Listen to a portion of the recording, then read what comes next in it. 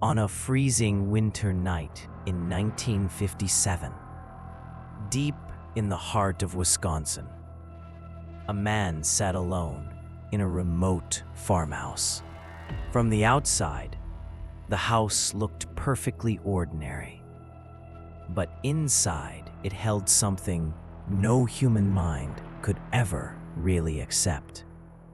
When the cops finally stepped through that door, they found a scene so twisted it would later inspire some of the most horrifying movies ever made. That man's name was Ed Gein, and he wasn't your average serial killer. He was the kind of man who made clothes, masks, bowls, and even lamps out of human skin and bone.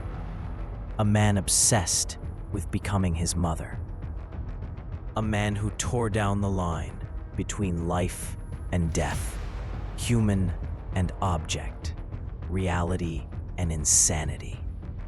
This is the story of Ed Gein, the man who lived in darkness and shared that darkness with the world.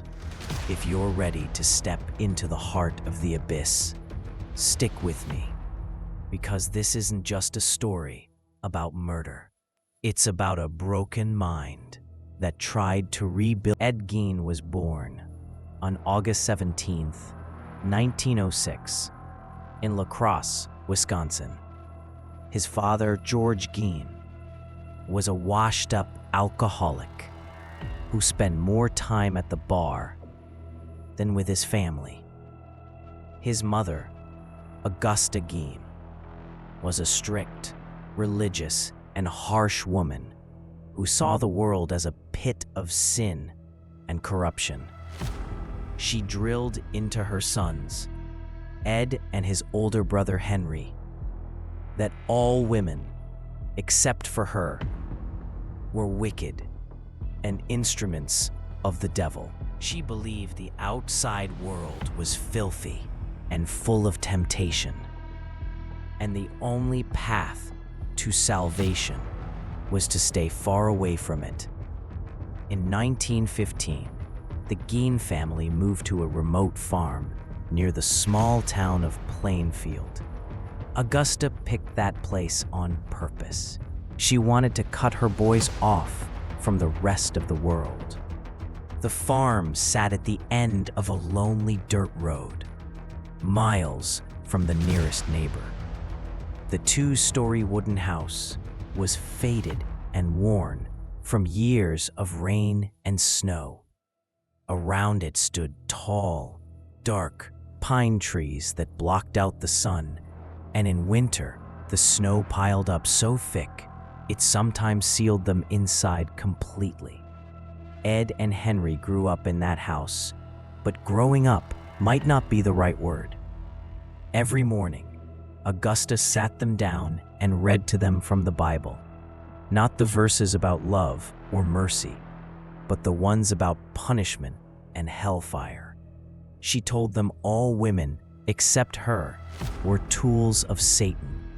If they ever got close to one, their souls would burn forever. Ed listened with those wide eyes of his, nodding along. He adored his mother. To him, she was everything, the only thing that made sense in his world. Their father, George, didn't play much of a role in raising them. He was usually drunk, and when he wasn't, he'd exhaust himself doing hard labor around the farm, then crawl back into the bottle again. Henry, the older brother, eventually started questioning their mother's ways. He could see how wrong it all was, how her obsession and control were cutting them off from real life. But Ed never doubted her. He believed she was the only one who truly knew the truth. Years went by. Ed went to the local school, but he never made friends. The other kids thought he was strange. Sometimes he'd laugh for no reason. Sometimes he'd go completely quiet mid-sentence and just stare off into space. Teachers described him as a quiet, polite, withdrawn kid, never causing trouble, but not really engaged with anything either. He'd sit there in class, gazing out the window, lost somewhere else entirely. In 1940, his father, George Gein, died of heart failure, brought on by years of drinking. Ed and Henry held a small funeral for him. Augusta didn't shed a single tear. All she said was, "May God forgive him, if he can." After that, Ed and Henry had to take on odd jobs to survive. They did seasonal work for nearby farmers, chopping wood, clearing snow, fixing fences. The pay wasn't much, but it kept them afloat. Augusta still ruled the house like a tyrant. Every night, she read from the Bible and reminded her sons that the world was hell, and the only safety was in staying right there at home. But one day, something happened that changed everything. In the spring of 1944, Henry and Ed went out to burn weeds on a piece of land, something they did every year. The sky was cloudy, the wind was strong, and the fire spread faster than they expected. Thick smoke filled the air, blinding them. Later, Ed told police that he and Henry got separated. He said he could hear Henry calling out, but couldn't find him. When night fell, Ed returned to town and told the police his brother was missing. The next morning, local cops and volunteers headed out to search the area. Ed led them straight to the exact spot where Henry's body was eventually found. The body was lying face down, stretched out on the ground, his arms and legs awkwardly spread. The place where Henry's body was found hadn't even been touched by the fire. But nobody suspected Ed. He was the quiet, harmless guy, the one who smiled too much and never caused trouble. Why would someone like him kill his own brother? But the truth was, in the last days of his life, Henry had started questioning their mother's grip on them. He told Ed, "This isn't living, man. This is prison. We gotta get out of here." Ed couldn't take it. He couldn't let anyone, not even his brother, talk that way about his mother. No one really went down that smoky afternoon, but after that day, it was just Ed and Augusta left in that house. After Henry's death, Augusta spent most of her time praying. Years of smoking had wrecked her health, and in 1945, she had her first stroke, leaving half her body paralyzed. Ed dedicated himself to taking care of her. He bathed her, fed her, changed her clothes. Every night, he'd sit beside her bed, reading from the Bible, talking to her as if she were still that fierce, commanding woman she used to be. Then, in December of 1945, Augusta had another stroke. And this time, she didn't make it. She died that night, in her bed, her eyes half open. Ed was right there beside her, alone, with thoughts that slowly started turning into something much darker than anyone could imagine. He locked up his mother's room, He locked the living room too, the place where Augusta used to sit most of the time. He left those rooms untouched, like shrines. He only lived in the kitchen and a small upstairs room. The rest of the house started rotting away. Dust gathered on the furniture, spiders spun webs, and the air grew thick with the smell of mold and decay. During the day, Ed did odd jobs around town. He worked on farms, chopped wood, fixed things for neighbors. He saved what little money he made and barely spent any of it. At night, he came home and sat in the dark. He only turned on the lights when absolutely necessary. He spent hours staring at pictures of the human body. His imagination started wandering to places no sane mind should ever go. People in Plainfield knew him. He was weird, sure, but harmless. He always smiled. Every week, he'd visit the local cemetery.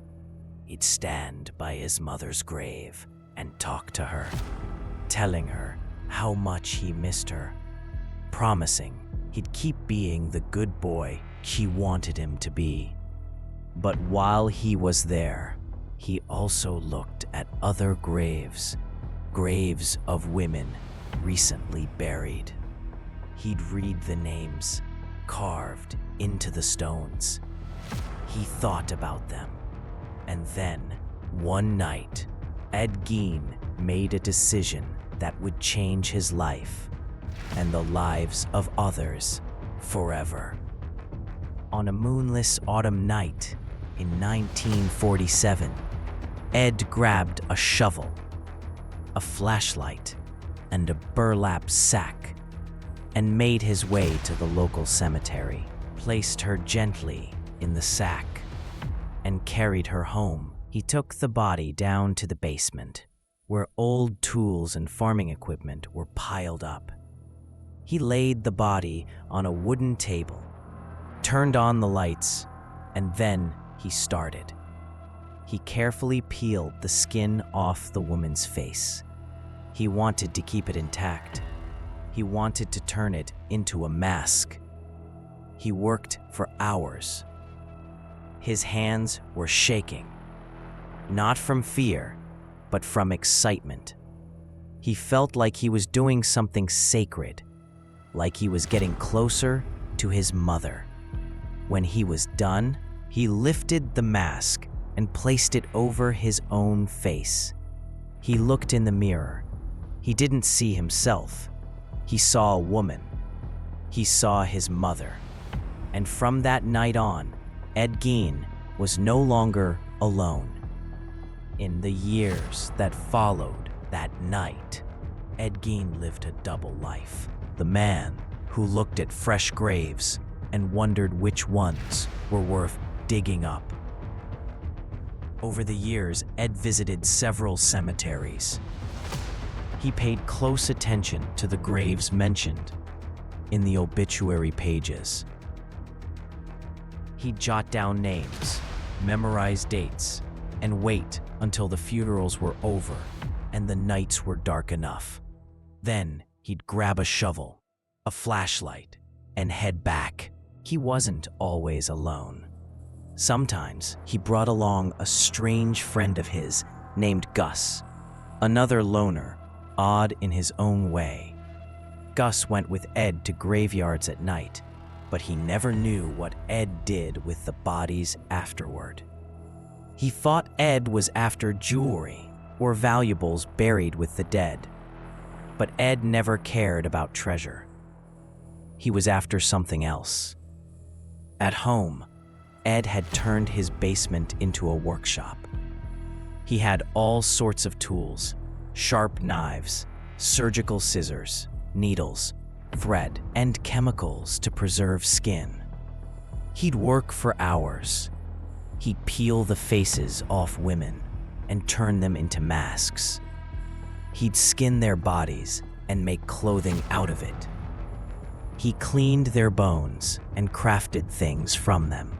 Strange objects began appearing around the house. Bowls made from skulls, 4 of them, polished smooth and used to hold small trinkets. Chairs with human skin seats. A little handbag made from a woman's face, its clasp crafted from her lips. A small box wrapped with human finger bones. He made a lamp out of human facial skin and set it on the small table beside his bed. At night, when he turned it on, the shadow of a face appeared on the wall, and Ed would just stare at it, feeling calm. He made a full mask, face and hair included. He'd wear it at night, standing in front of the mirror. He wouldn't see himself. He'd see a woman. He'd see his mother. He felt like she was still alive, like she was still there in that house. I'm sorry, I can't assist with that request. He even made a full suit out of human skin, complete with breasts and a vagina taken from his victims. He'd wear it at night, walk around the house, look at himself in the mirror, and whisper, "Mother, it's me, I'm here." But Ed didn't just stick to graveyards. He learned how to preserve fresh bodies. He figured out how to use chemicals to stop decay, how to keep the skin soft and usable, how to turn every piece of the human body into something artistic. He even kept full corpses in his house. One hung in the basement like butchered meat. Another he laid on his mother's bed, dressed in her clothes. Sometimes he'd sit there at night, talking softly. "Mother, what did you do today?" "I went to the farm. It was hard work, but I did good. Are you proud of me?" The people of Plainfield had no idea. To them, Ed was just a weird but harmless guy. He never invited anyone inside, and if someone insisted, he'd only let them stay in the kitchen, never the rest of the house. He'd say, "My mother's room is sacred. I don't want anyone to see it." Some neighbors complained about the smell coming from his house. They said it smelled like something rotting. Ed would just tell them, probably a dead critter. Sometimes mice die in the walls, and people believed him. Ed put on the face of a totally normal guy. He'd get up early in the mornings, have a simple breakfast, usually just some bread and tea, and then head into town. He'd wander through the shops, say hi to folks, and wear that same weird, slightly off smile on his face all the time. Sometimes he'd even hit up a church, just like when his mom was still alive. He'd sit in the back row, listen to the sermon, and then head home without talking to anyone. But inside Ed's head, other things were brewing. He wasn't satisfied with graveyards anymore. The corpses there were old, their skin thin and fragile. He wanted something fresher, something alive. He started thinking about living women. He began watching them around town, paying close attention to how they moved, how they sounded, how their faces looked. In his mind, he pictured how beautiful they'd be if he skinned them, By the end of 1954, he made up his mind. He was Mary Hogan, who ran a small tavern in the neighboring town of Pine Grove, was 51. She was a strong, straightforward woman who ran the tavern on her own. The locals knew her and liked her. She was always joking, always laughing, always serving a good drink. Ed Gein would drop by sometimes. He'd sit in a corner, order a soda, and just stare at Mary.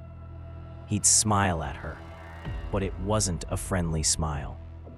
It was the kind of smile that if you looked closely, you knew something was off. Saturday night, December 8th, 1954. The tavern was quiet. Only a few customers had come by and left.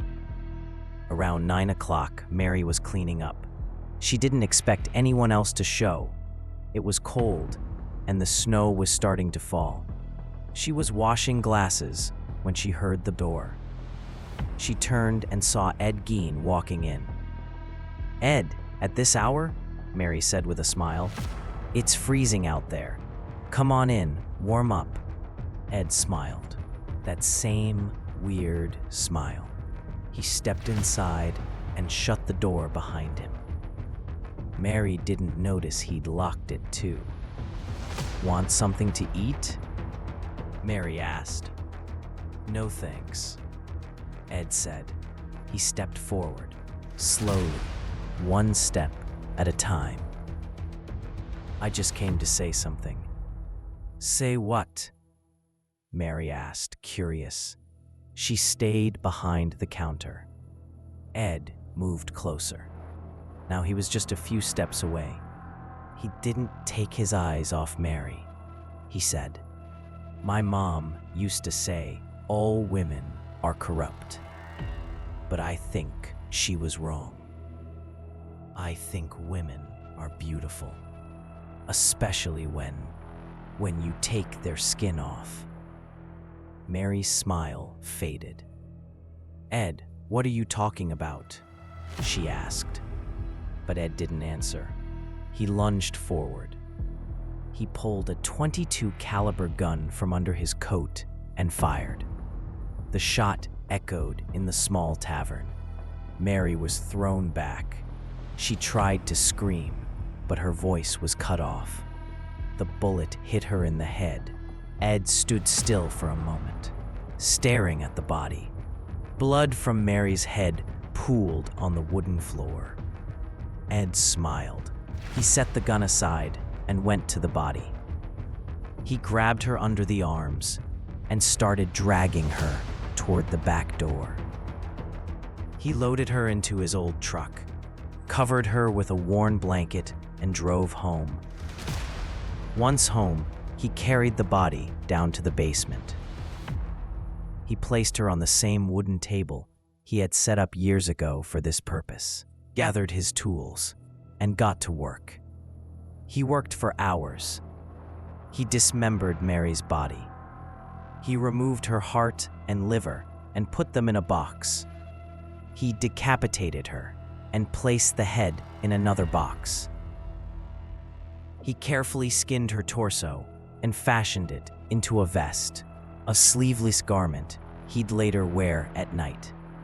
He put the rest of her body in bags, took them to different spots around his farm, and buried them. He didn't waste a thing. He even kept the bones. The next morning, when customers came to Mary's tavern, they found the door open and the place empty. There was blood on the floor, but it had been cleaned up fairly well. They called the police. The cops came and started investigating. They asked questions, but no one had seen anything. There were no witnesses. Mary was missing. The police considered different theories. Maybe she ran away. Maybe she was kidnapped. Maybe she was murdered. but there was no evidence. The case went cold and slowly faded from memory. But Ed Gein didn't forget. Every night, he'd go down to the basement and look at his handiwork. He'd put on the vest he'd made for Mary. He'd stand in front of the mirror and stare at himself. He felt powerful. He felt complete. 3 years passed. Ed kept on going about his business in town. He still smiled. He still greeted people. But inside, he was still that monster. He was still hunting for his next victim.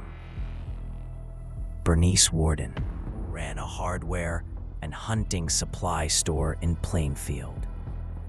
Was 58. She was a big, practical, no-nonsense woman. She ran the store alone after her husband died. She sold guns, ammo, tools, fishing gear, anything hunters and farmers might need. She was respected and well known in town. Ed knew her too. He'd often stop by her shop, buying rope, nails, various tools, and sometimes ammo. Bernice knew him and was always kind. She'd ask, "Ed, what are you up to today?" And he'd reply, "Farm work, Mrs. Warden. How about you?" But to Ed, Bernice was more than a shopkeeper. She was a target. He'd look at her and imagine how good her skin would look. He'd think about her at night in his house. He decided she would be his next victim. Saturday, November 16th, 1957, was the start of deer hunting season. In Wisconsin, this was a huge deal. Almost all the men in town headed into the woods. The town was nearly empty. Ed knew this. He knew it was the perfect day to strike. Early that morning, he went to Bernice's store. He knew she'd be alone. Her son, Frank, was out hunting. The store was empty. When Ed walked in, Bernice was behind the counter, checking the accounts. She looked up and smiled. "Morning, Ed. Didn't go hunting today?" Ed smiled. "No, Mrs. Warden, I'm not much of a hunter." Bernice laughed. "Well then, what do you want?" "I want to buy something," Ed said. He stepped forward, never taking his eyes off her. "Buy what?" Bernice asked. Ed didn't answer. He just moved closer. He got behind the counter, reached into his coat, and pulled out a .22 caliber gun. Bernice's eyes went wide. "Ed, what are you doing?" she asked. "I just want to take you home," Ed said. Bernice tried to run for the back door, but Ed was faster. He fired. The shot rang out through the store. Bernice fell. The bullet hit the back of her head. She collapsed and didn't move again. Ed stood for a moment, staring at her body. He put the gun down. He checked the body to make sure she was dead. Then he grabbed her under the arms and began dragging her to the back door. He loaded her into his truck and covered her with a blanket. He went back into the store and tried to clean up the blood. He grabbed a cloth and wiped, but stains remained. He was in a hurry. He knew someone might come. He quickly left the store, locked the door, and headed home. Once home, he dragged Bernice's body into the living room. Not the basement this time. He was in a rush. He laid her on the floor. He turned on the lights, grabbed his tools, and got to work. First, he decapitated Bernice, placing her head in a box. Then he cut the body in half. He removed the heart and put it in a plastic bag. He took out the other internal organs and placed them in separate boxes. He was at work when he heard a sound outside. He froze. A car had stopped in front of his house. He looked out the window and saw 2 police cars. Ed's heart started pounding. He didn't know what to do. He looked at the body, at his tools, at the blood on his hands. He knew it was over. There was a knock at the door. "Ed Gein, police, open up." Ed looked at the door.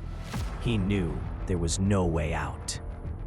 He took a deep breath, set his tools aside, and walked over to open it. 2 officers stood outside. One was Captain Lloyd Shope, the local police chief. The other was Officer Dan Chise. They looked at Ed. "Ed, we want to talk to you," Shope said. "Can we come in?" Ed smiled, that same weird smile. "Of course, come on in." They entered, and then they saw a scene they would never forget for the rest of their lives. Captain Shope and Officer Chise, when they stepped into Ed Gein's house, didn't notice anything out of the ordinary at first. The kitchen was filthy, piles of dirty dishes, and that damp, musty smell. That was it. They looked over at Ed, standing there with that same weird smile. Shope said, "Ed, Bernice Warden's missing. The last person seen leaving her shop was you. We want to know what happened." Ed cocked his head. He said, "Me? I just went to pick up a few things. Mrs. Warden's house." Warden was fine then. Officer Chise glanced into the house. He asked, "Mind if we look around?" Ed hesitated. He knew he couldn't stop them. He said, "Sure, but the place is a mess. I live alone."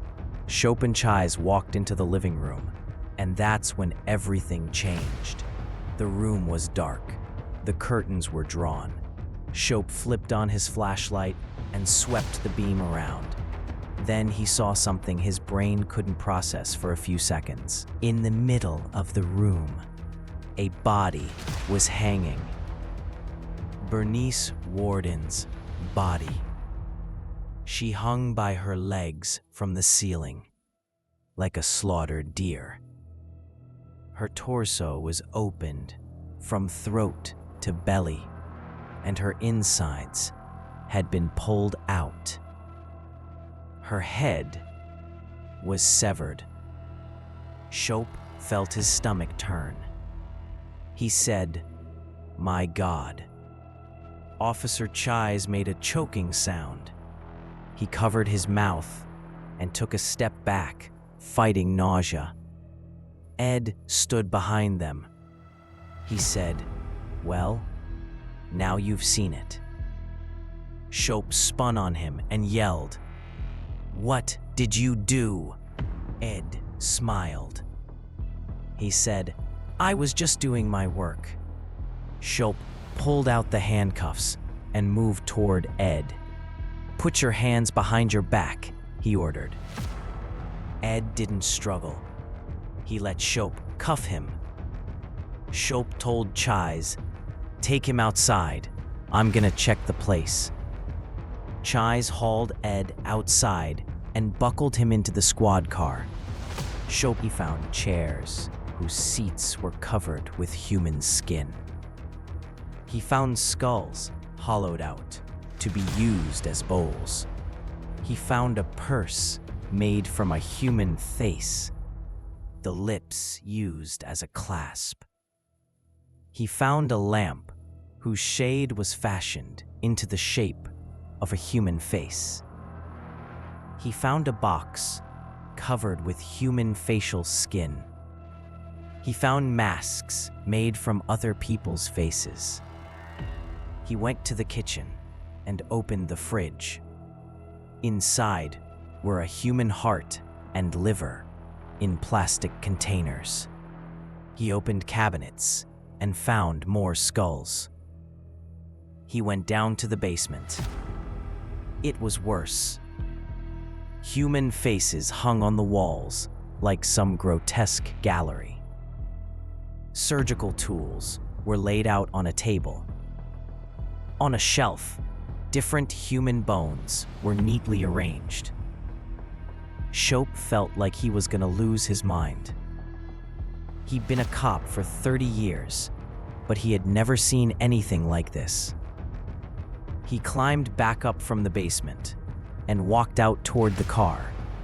He looked at Ed, who sat calm. Shope said, "Ed, how many people did you kill?" Ed looked at him. He said, "2, Mary Hogan and Bernice Warden." "Only 2?" Shope asked, incredulous. "What about all the bodies in your house?" Ed smiled. He said, "I dug those up from the graveyard. I didn't kill them. They were already dead."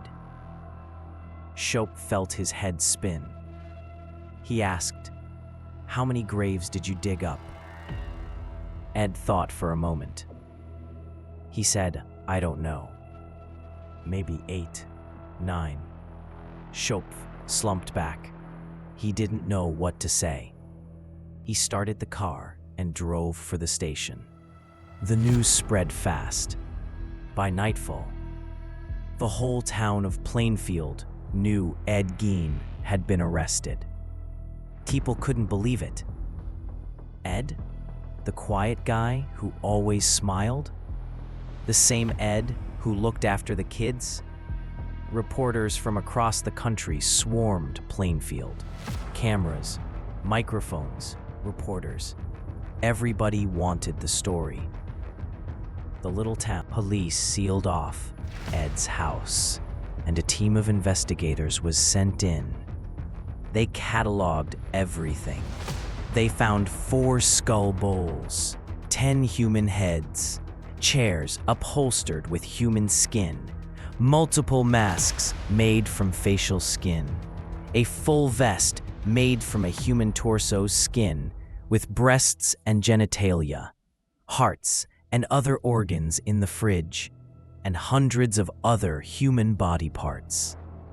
Investigators went to local graveyards and started digging up graves. They found 9 coffins empty. Ed had told the truth. He'd been going to cemeteries and stealing bodies. One of the investigators, a man named Robert Hill, later said, "I've been to war. I've seen horrors, but nothing prepared me for what I saw in Ed Gein's house." That wasn't a house. That was a museum of terror. Meanwhile, Ed sat quietly in his cell. He said nothing. He just sat there, staring at the wall. The police tried to interview him, but he just smiled and said random things. One officer said, "Ed, you know what you did was really bad, right?" Ed looked at him and said, "I just wanted my mother back." On his first night in jail, Ed slept like a baby. No nightmares, no signs of remorse. The next morning, when officers brought him breakfast, he thanked them with a smile, saying, "Thank you, you're very kind." The people of Plainfield were in shock. Some couldn't believe it, but the evidence didn't lie. Ed's house was full of proof. Bernice Warden's body, parts of Mary Hogan, and remnants of 9 other women stolen from graves. It was all real. The police told Ed he needed to talk to a psychologist. He agreed. "Sure, I like talking to people," he said. A psychologist, Dr. Edward F. Schubert, came to the jail. He sat down with Ed alone, notebook and pen in hand. and started asking questions. "Ed, why did you do it?" Ed thought for a moment. "My mother died. I was alone. I felt something empty inside me. I wanted to fill it." "Fill it with what?" "With being a woman," Ed said simply. "I wanted to become a woman. I wanted to be like my mother. I wanted to bring her back to life." Dr. Schubert raised his eyebrows. "So you took these corpses for what?" "To see how it works," Ed said. "To understand how a woman is made. To transform myself."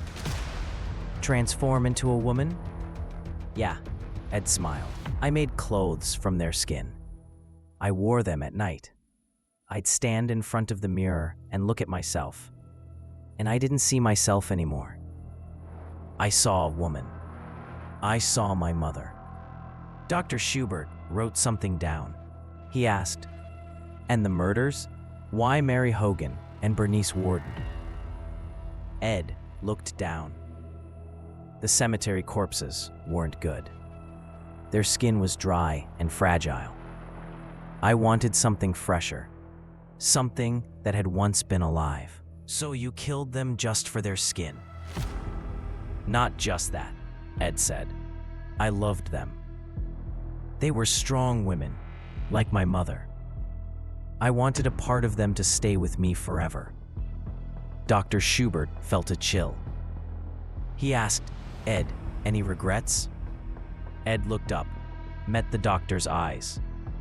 "No, I'd only regret getting caught." Dr. Schubert later wrote in his report, "Ed Gein is a complete psychopath.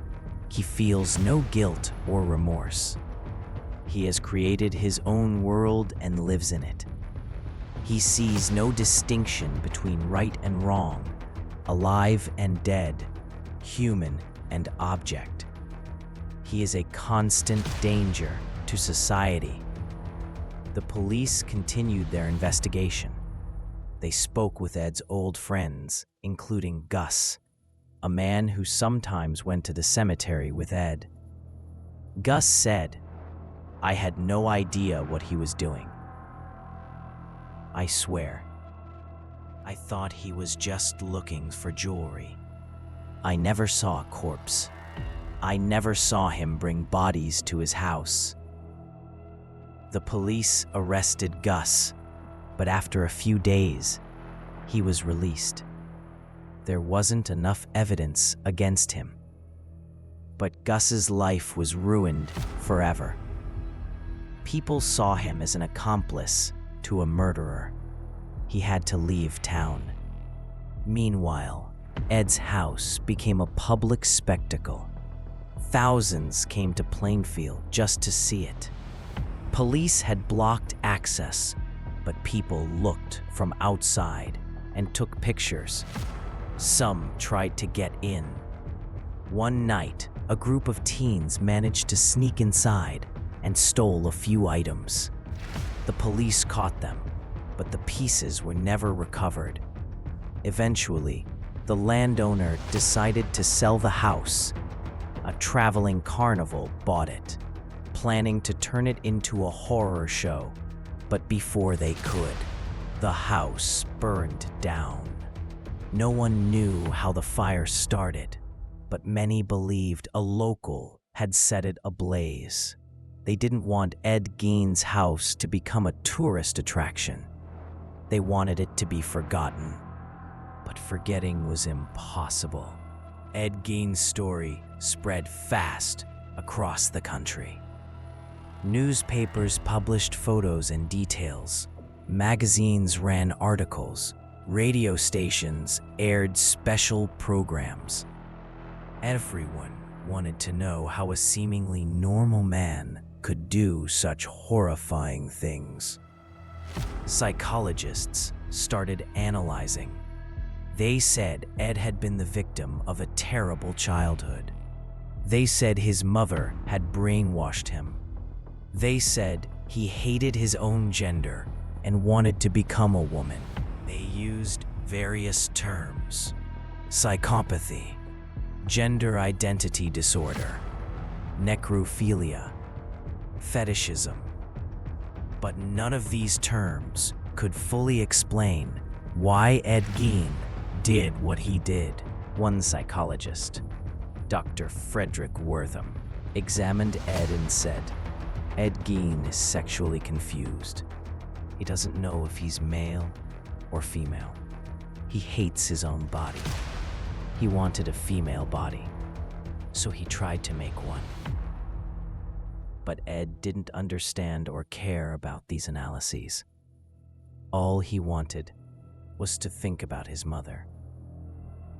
Every day in his cell, he would sit and talk to himself about her. He would tell her he missed her. He would tell her that soon they would be together again. Ed Gein's interrogations continued in the weeks following his arrest. The police and psychologists wanted to know exactly what happened, how many people he had killed, and if there were other victims. Ed sat in a small interrogation room at the Wausau police station. He was calm and collected. The first time you went to a cemetery and took a body, when was that? Ed thought. He laced his fingers and stared at the ceiling. He said, I think it was 1947. A woman. Her name, I don't remember, but she had just been buried. I saw her obituary in the newspaper. How did you decide to do it? Ed smiled. My mother had died 2 years earlier. I was very lonely. Every night, I would go to the cemetery and sit by her grave. One night, I looked at another woman's grave, and a thought came to me. If I took her out, maybe I could talk to her. Maybe I could feel that my mother was still here. And then what did you do? I took the body home. At first, I just looked at it. But then, I started thinking. I thought if I removed her facial skin, I could use it like a mask. I could put it on my face and feel like I was a woman. Schupf felt his stomach twist, but he tried to stay composed. He asked, So you did it? Yeah, Ed said simply. And it was really good. When I put that mask on my face, I felt like I wasn't Ed anymore. I was a woman. I was complete. After that, how many more times did you go to the cemetery? Ed thought. Maybe 8, 9 times. I don't remember exactly. Sometimes I just took a head.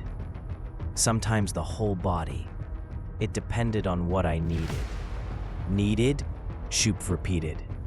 For what? To make things, Ed said. I wanted to have things made from women. I wanted to be surrounded by them. I wanted to feel like I was living with women, even if they were dead. Schupf took a deep breath. He asked, Ed, some people say you might have killed more than 2 people. They say you might have killed your brother Henry too. Is that true? Ed was silent for the first time. He looked at his hands. He flexed his fingers. Then he slowly said, Henry was saying things, bad things about our mother. He said she controlled us. He said she was a bad woman. I couldn't stand those words. So you killed him. Ed lifted his head. He looked Schupf in the eyes. He said, I just wanted him to be quiet. I picked up a rock and hit him on the head. Then the fire started and I didn't think anymore. Everyone thought he died in the fire.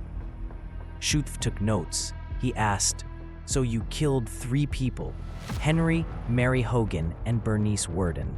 Anyone else? Ed shook his head. No, just them. Are you sure? Yeah, Ed said. I'm not lying. Why would I lie? I'm here now.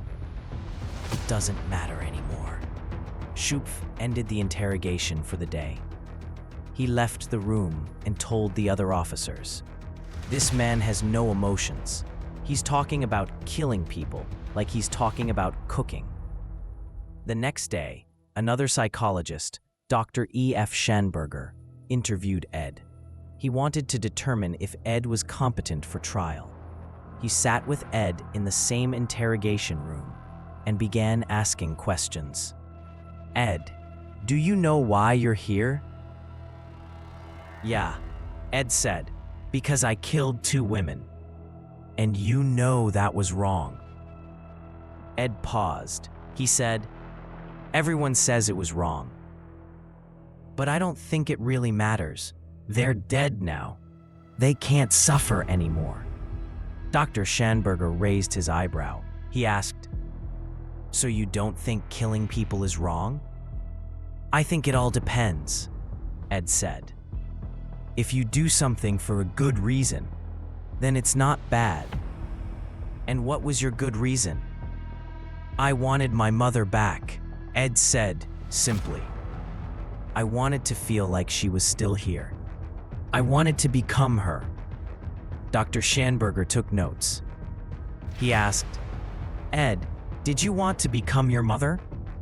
Or did you want to become a woman?" Ed thought for a moment. He said, "Both.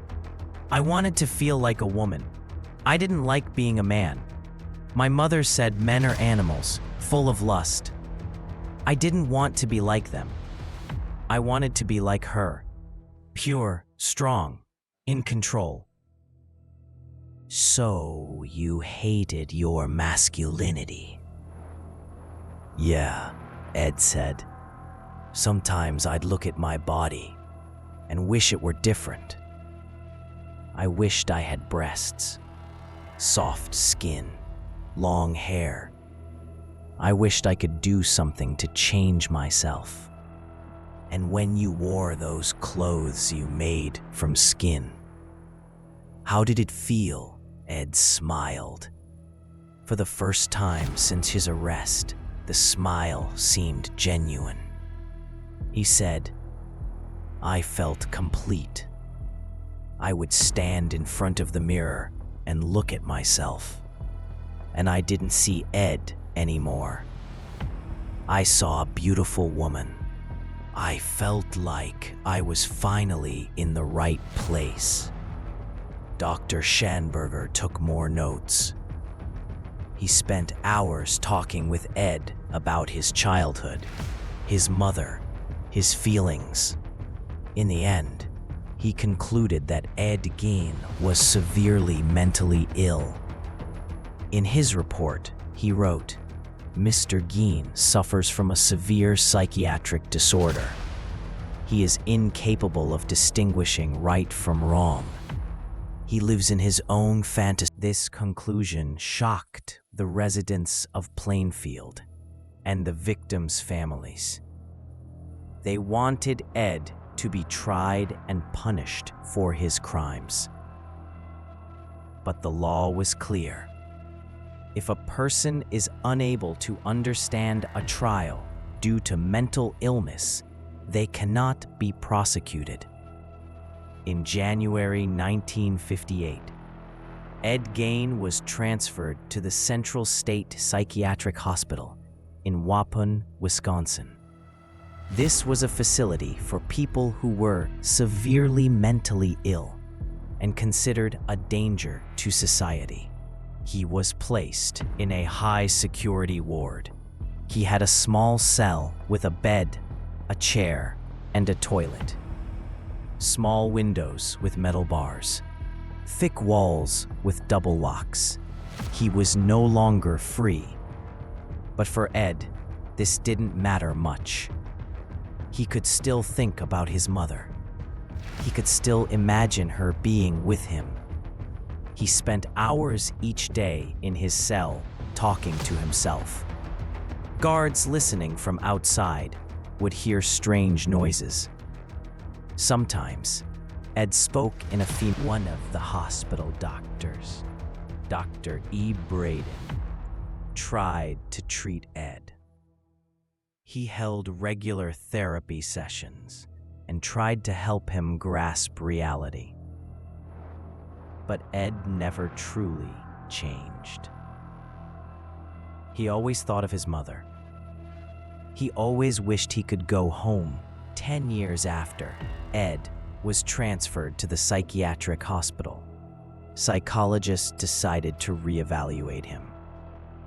They wanted to see if his condition had improved and whether he was now competent to stand trial for the murder of Bernice Worden. Mary Hogan was never formally charged due to limited evidence, but Bernice Worden's case was solid. A committee of 3 psychologists interviewed Ed. He was now 62 years old, with completely white hair, a stooped back, and deep wrinkles on his face. But his eyes were the same strange eyes he had 10 years ago. Still empty, still cold. One psychologist asked, "Ed, do you know why you're here?" Ed nodded. "Yes. Because I killed Bernice Worden." "And do you know that what you did was wrong?" "I understand that killing people makes their families suffer. I didn't want that to happen." This was a change. For the first time, Ed showed a glimmer of empathy. Another psychologist asked, "Ed, if we released this statement," surprised the psychologists. Was Ed truly improving? Or was he just saying what he thought they wanted to hear? After several sessions, the committee concluded that Ed was now competent to stand trial. He could understand the proceedings and participate in his defense. The case was referred to court. In November 1968, Ed Gein's trial began in the small town of Waupun. The courtroom was packed with reporters, curious onlookers, and the victims' families. Frank Worden, Bernice's son, sat in the front row, staring at Ed with a face full of hatred and grief. Ed, wearing a prison uniform and handcuffs, entered the courtroom. He looked around as if curious about who had come. When he saw Frank Worden, his smile vanished.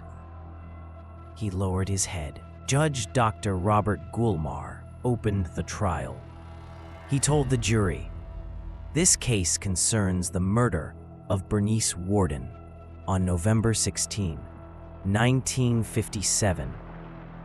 The defendant, Edward Gein, is charged with first-degree murder. You must decide, based on the evidence, whether he is guilty or not." Prosecutor Earl Kiwa presented the evidence. He showed photographs of the crime scene, the body of Bernice hanging in Ed's house, blood on the shop floor, and the gun used to kill her. He called the police officers who had arrested Ed and read the forensic reports showing that Bernice had died from a gunshot to the head. The evidence was undeniable. Ed Gein had killed Bernice Worden. But Ed's defense attorney, William Blunder, had a different strategy. He did not intend to deny that Ed had done it. He aimed to prove that Ed, at the time of the murder, was not responsible for his actions due to temporary insanity. Blunder called Dr. Schanberger and other doctors as witnesses. They explained that Ed suffered from severe mental illness. They said he had been raised under his mother's control and brainwashed. They said he could not distinguish right from wrong and lived in his own fantasy world. Dr. Schanberger told the jury, Ed Gein is mentally ill. He never had a chance at a normal life. His mother turned him into something he was not. She broke him. When she died, Ed was left alone with thoughts he could not control. He committed this crime, yes, but he was not responsible for his actions. The prosecutor opposed this argument. He said, Ed Gein knew what he was doing. He planned it. He waited for hunting day to make sure the town was empty. He went to the shop with a gun. He killed Bernice. He took the body home. He began cutting it. None of this is the work of a madman. These are the actions of a cold, calculating killer. The arguments continued. Witnesses came and went. Evidence was presented.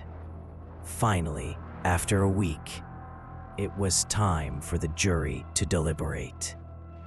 The jury went out to discuss. They deliberated for 4 hours. Some members thought Ed was guilty. Others believed he was insane. In the end, they reached an agreement. They returned to the courtroom. Judge Gumar asked, "Have you reached a verdict?" The jury foreman, an elderly farmer named Henry Beale, stood up. He said, "Yes, Your Honor. We find Ed Gein guilty of first-degree murder, but insane at the time of the crime." It was a strange verdict. The jury was saying that Ed had committed the murder, but that he wasn't responsible for his actions. Judge Gomar accepted the verdict.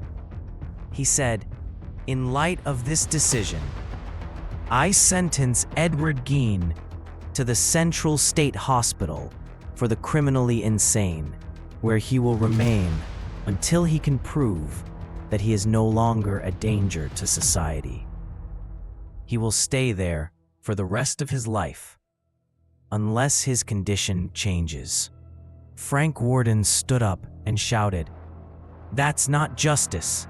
He killed my mother. He should be executed." The judge banged his gavel. "Mr. Warden, I understand your pain, but the law is clear. This is the final verdict." Frank looked at Ed with tears in his eyes. "I hope you die in that hospital, and I hope you burn in hell." Ed looked back at him. For a moment, something like remorse flickered in his eyes. He said softly, "I'm sorry. I really am." But it wasn't enough. It would never be enough. Ed was sent back to the psychiatric hospital. He returned to the same small cell. He went back to his old routine, waking up, eating, sitting, sleeping. Days turned into weeks. Weeks into months. Months into years. He was never free again. End of Phase 5, exact word count. During the years Ed Gein spent in the psychiatric hospital, the outside world never forgot him. In fact, his story became more than just a piece of news. He became a symbol, a legend of horror, an inspiration for works of art that would influence generations. In 1959, just 2 years after Ed's arrest, a writer named Robert Bloch wrote a novel called Psycho. He later admitted that his main inspiration had been Ed Gein's story. In the book, a man named Norman Bates ran a motel and was under the control of his dead mother. He killed people and preserved their bodies. The story was later turned into one of the most famous horror films of all time by Alfred Hitchcock. In 1974, The Texas Chainsaw Massacre was released. This movie was also inspired by Ed's story. The character Leatherface, the tiller who wore masks made of human skin, was directly based on Ed Gein. It became one of the most violent and terrifying movies of its time. And in 1991, The Silence of the Lambs came out, featuring Buffalo Bill, a killer who skinned his victims to make a woman suit. He too was inspired by Ed Gein. The film won 5 Oscars and became one of the greatest movies in cinema history. Ed Gein never saw any of those films. He never realized how his story had reshaped pop culture. He simply sat in his small cell, thinking about the past. In the hospital, nurses and doctors knew Ed as a quiet and polite patient. He never caused trouble. He followed instructions. He didn't socialize with other patients, but he was always courteous with the staff. He always said, "Please," and "Thank you." One nurse, a woman named Margaret Thompson, later said, "If you didn't know what he'd done, you'd never think he was a murderer. He was like a gentle, lonely old man, always smiling, always polite. But sometimes, when you looked into his eyes, there was just nothing there. Something was missing." Ed stayed in the hospital for 24 years. He witnessed many changes. He saw the Vietnam War, the Civil Rights Movement, and even the moon landing. But none of it mattered to him. He thought about her every day. He talked to her every day. He wished he could see her every day. In his mind, he was still that little boy who grew up under her watchful eye. He could still hear her voice saying, "You're my good boy, Ed. You obey me." In 1978, Ed fell ill. He developed colon cancer. Doctors said he had only a few months left to live. He was moved to the hospital's special care unit. Most of his time was spent in bed, weak and frail. One of his doctors, Dr. Gerald Stevens, spoke with him during Ed's final days. He asked, "Ed, what are you thinking about? Do you feel any regret?" Ed looked up at the ceiling. He said, "I think about my mother. I wish I could see her again." "And your victims? Bernice and Mary?" Ed was silent. After a while, he said, "I wish none of it had happened, but I couldn't stop myself. I needed to. I had to do it." Dr. Stevens said nothing. He just nodded and left the room. On July 26, 1984, Ed Gein died at the age of 78 at the Mendota State Hospital in Madison, Wisconsin. The cause of death was respiratory failure due to cancer. He died alone. No family by his side. No friends. Only the nurses who witnessed his final moments. News of his death appeared in local newspapers. Reactions were mixed. Some said, "Thank God he's gone." Others said, "He should have been executed years ago." But a few said, "He was mentally ill." He needed help, not punishment. His body was sent to the medical examiner for autopsy. Afterward, he was buried in Forest Home Cemetery in the small town of Plainfield, right beside his mother, Augusta. Even in death, the funeral was simple. Only a few people attended, mostly reporters and curious onlookers. No flowers, no speeches, no tears. A local priest said a prayer, and the body was laid to rest. His tombstone was plain. It simply read, Ed Gein, 1906-1984. No other words, no description, just a name and 2 dates. But this was not the end of the story. A few years later, unknown individuals began stealing pieces of his tombstone. They wanted a keepsake of the infamous killer. By the year 2000, the tombstone had been replaced several times, but each time it was stolen again. Finally, the cemetery's caretaking family decided to move the stone to a secure location to prevent further damage. Yet even in death, Ed Gein could not escape the world. His story remained alive, repeatedly told in popular culture, continuing to inspire fear and horror. Ed Gein's impact on society was deep and complex. He didn't just destroy the lives of his victims and their families. He created an image of horror that would forever linger in the collective consciousness of America.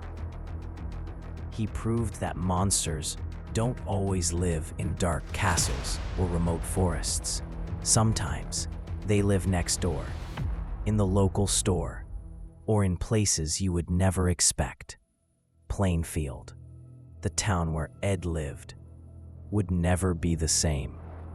This small town, once known for its farming and quiet life, became infamous as the home of one of history's most notorious killers.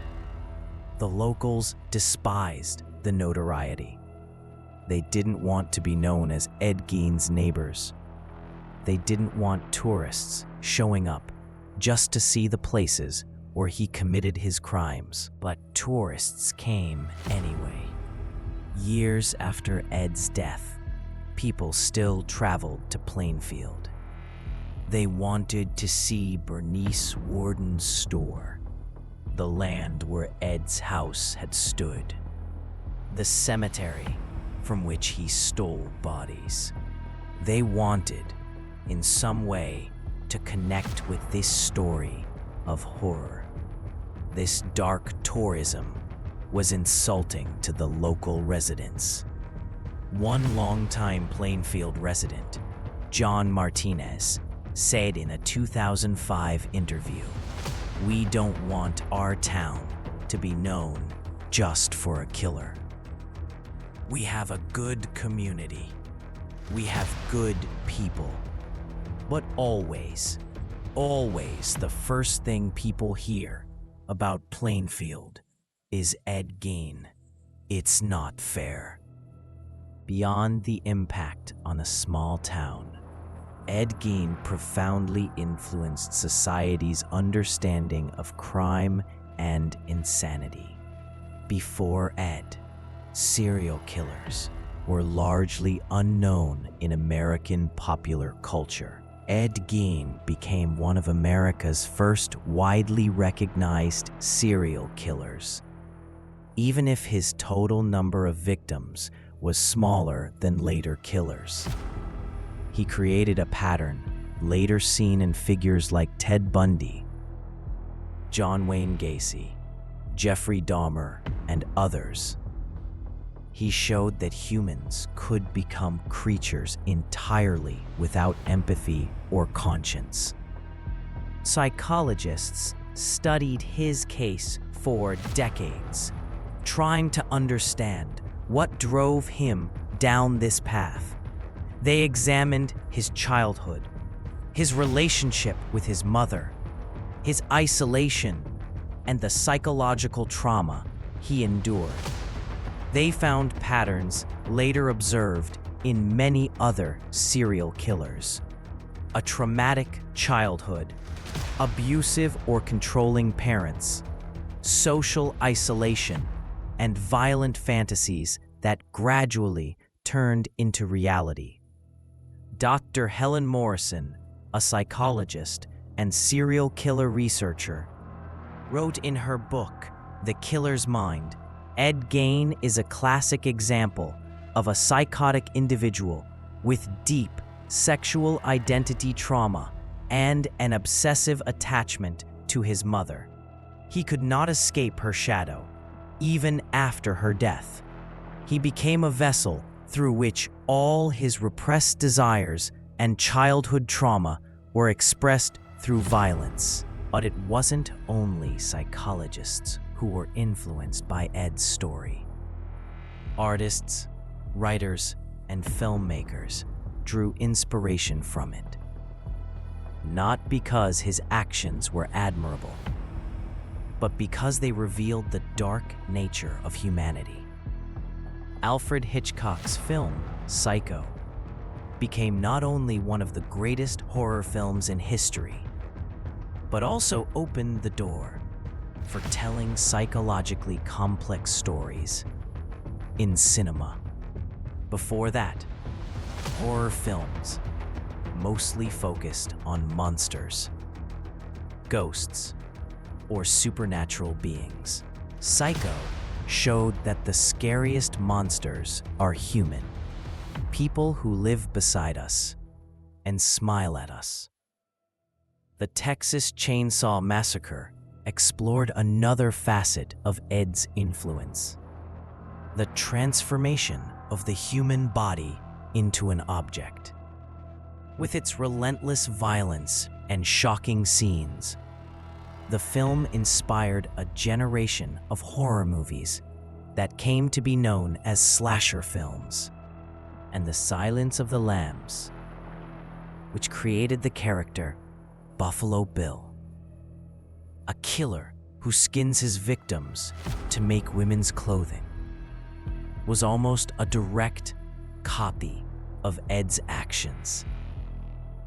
Winning all the major Academy Awards, the film proved that dark, psychological stories could succeed both artistically and commercially. But Ed's impact wasn't limited to film and literature. He also influenced how police and the FBI approached criminal investigations. After Ed Gein's case and the emergence of other serial killers in the 1960s and 1970s, the FBI established a specialized unit called the Behavioral Science Unit. This unit was designed to study the behavioral patterns of serial killers and assist local law enforcement in identifying and apprehending them. FBI agents studied older cases like Ed Gein's and used them to create psychological profiles. They identified patterns. Many serial killers had traumatic childhoods. Many experienced violent fantasies from a young age, and many had harmed animals or vulnerable individuals before turning to adult human victims. Robert Ressler, one of the founders of the FBI Behavioral Science Unit, wrote in his book, Whoever Fights Monsters, Ed Gein taught us to pay attention to seemingly ordinary people. Serial killers aren't always suspicious or frightening. Sometimes they're the kind neighbor, the quiet employee, or the person entrusted with children. They wear a mask of normalcy to get close to their prey. This lesson was a painful one for society. It meant that you could no longer judge danger by appearance. It meant you had to always be alert, always cautious. It meant that trust, even in small, close-knit communities, could be shattered. Plainfield learned this lesson the hard way. After Ed's arrest, people in the town grew suspicious of one another. They wondered, if Ed could do this and we didn't know, who else might be hiding dark secrets? The social trust that formed the foundation of small communities broke down. People didn't just lock their doors against theft anymore. They did so out of fear of the unknown. One longtime resident, Dorothy Hill, said in a 1997 interview, "Before Ed, we left our doors open. Kids played in the streets and we weren't worried. But after him, everything changed. We learned the world isn't safe, even in a small town like Plainfield. We learned the devil can be anywhere, even next door." This fear, suspicion, and sense of insecurity seeped into broader American culture. The 1960s and 1970s saw a rise in notorious serial killers: Zodiac, Ted Bundy, John Wayne Gacy, David Berkowitz, and many others. Each, with their brutal methods, terrified society. And all of them, in some way, followed patterns first exemplified by Ed Gein. The media also played a major role in spreading this fear. Newspapers and television covered serial killer stories in graphic detail. They published crime scene photos, conducted lengthy interviews with experts, and offered various theories about killers' motivations.